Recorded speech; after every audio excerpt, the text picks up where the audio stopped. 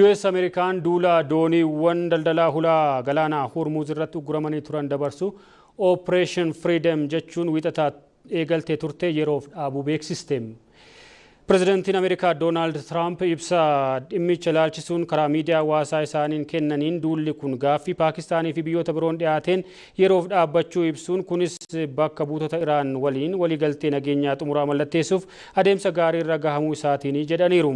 Hulaa galaanaa Hormuz cufuun akka itti fufu kan ibsan pirezidaantichi duulli dooniiwwan daldalaa Iraaniin akka hin darbine dhorkamanii turan dabarsuuf eegalamee ture yeroodhaaf akka dhaabbatu ibsaniiru.